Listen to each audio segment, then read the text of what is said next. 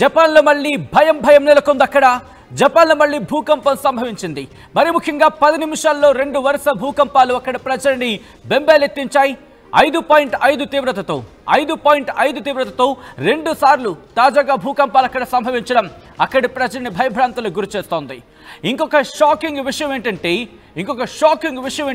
24 గంటల్లోనే మొత్తం 204 భూకంపాలు.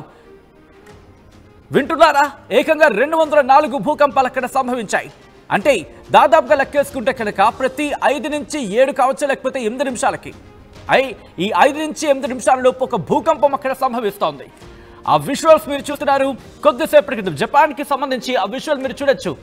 అక్కడ భూకంపం సంభవిస్తే ఎటువంటి పరిణామాలు ఉంటాయి?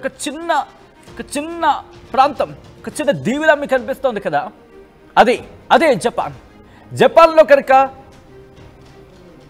భూకంపం సంభవిస్తే ఎటువంటి పరిణామాలు ఉంటాయనేది.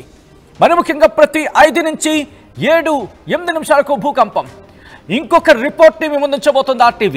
ఎంతవరకు తెలుగు మీడియాలో మీకు ఎవరు చూపించరుండరేమో బహుశా.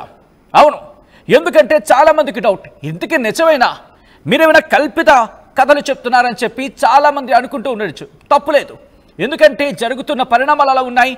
ఈ నేపథ్యంలోని RTV మీకు రిపోర్టర్ సైతం చూపించబోతోంది. జపాన్కి సంబంధించిన రిపోర్ట్ మీ ముందుంచబోతుంది మరి కాసేపట్లోనే.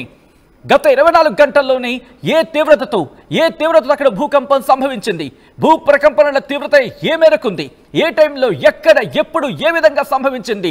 రిమెంబర్, తెలుగు టీవీ చరిత్రలోని కావచ్చు, లేకపోతే తెలుగు డిజిటల్ చరిత్రలోని కావచ్చు, మీకు రిపోర్ట్తో సైతం ఆధారాలతో సైతం చూపించబోతోంది RTV ఈరోజు మీ ముందుకి.